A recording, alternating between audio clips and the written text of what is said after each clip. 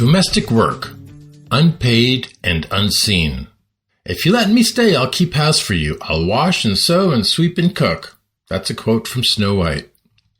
I have only a few more hi-ho articles looking at work through the prism of Snow White and the Seven Dwarfs. To date, I've left unexamined the working life of the main character, Snow White. Speaking of unexamined, let's lift the curtain on unpaid domestic labor. Then I'll explain how Snow White and a hi-ho subscriber got us here. Unpaid work and women's disproportionate burden. Unpaid domestic labor, also called unpaid work, can be defined as time and energy expended within a household for the benefit of its members. Activities like caretaking, cooking, cleaning, laundry, and shopping. It also can include care provided outside the home, say to an aging parent, a sibling in need of support, or an ex. Globally, women spend on average 3 times more time on unpaid work, usually in addition to or instead of a regular paying job compared to men.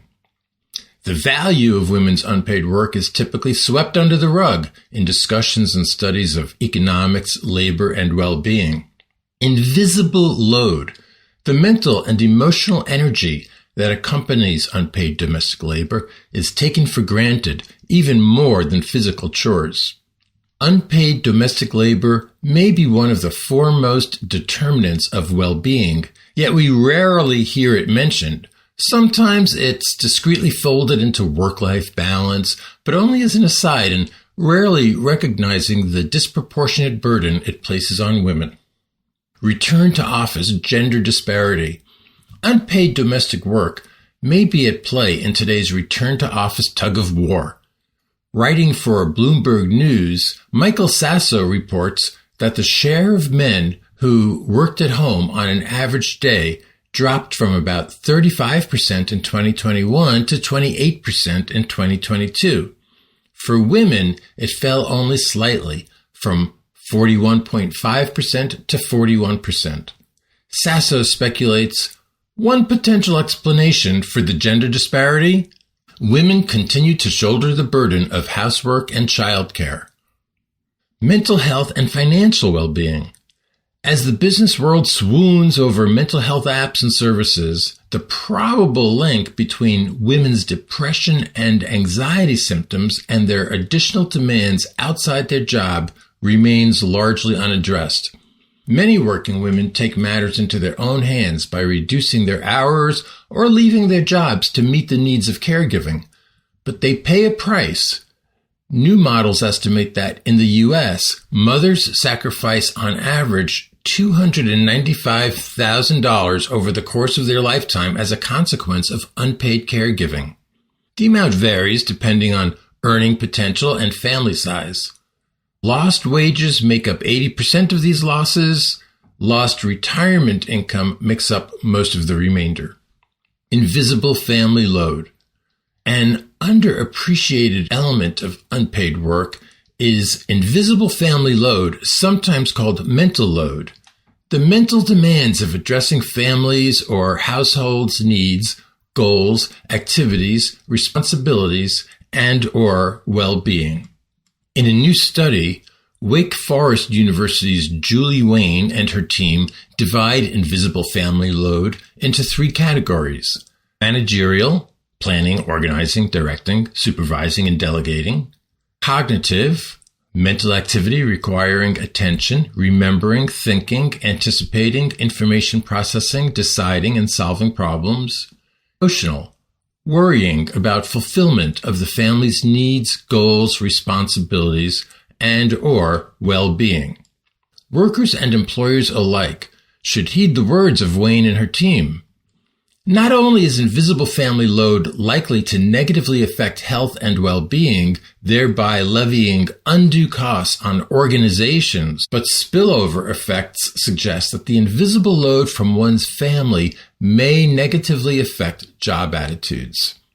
Counterintuitively, Wayne's research suggests that invisible family load may not be all bad. For some people, cognitive and managerial load go hand in hand with family satisfaction and good job performance. However, emotional load is strongly linked to exhaustion at work and at home, and to sleep problems, impaired job performance, and lower life satisfaction. Amanda Shendricks and Sarah Todd's Quartz article, The Economic Case Against Unpaid Domestic Work, includes a tool to compare your level of unpaid work to women and men in various developed countries. The article also explores potential policy solutions like compensating domestic labor, tax breaks, and better access to social services like childcare. Unpaid domestic labor, however, isn't just an economic problem. Our social norms, environment, upbringing, and shared stories perpetuate our domestic behaviors. Unpaid work and Snow White. In the opening scene of Disney's Snow White and the Seven Dwarfs, our Shiro is found scrubbing the palace floors. Her vain and wicked stepmother, the Queen, the prologue explains, forced her to work as a scullery maid.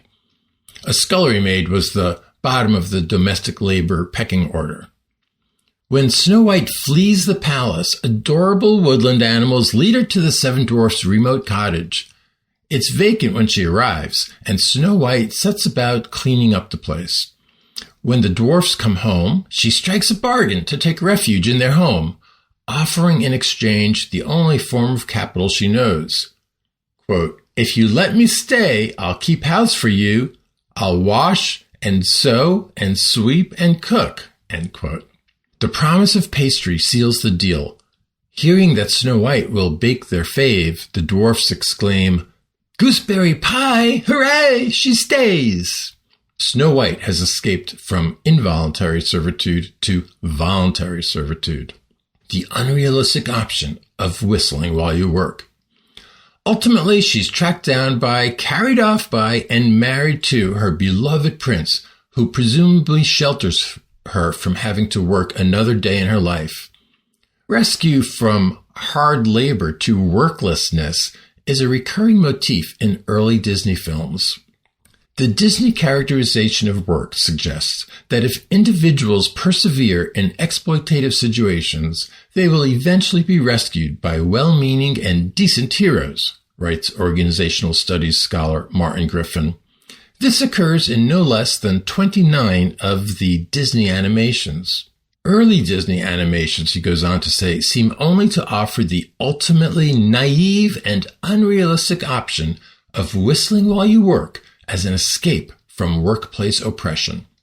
If Snow White does indeed assume a life of worklessness, it's her social class that allows her to do so, more typically as depicted in Dina Goldstein's snowy photo.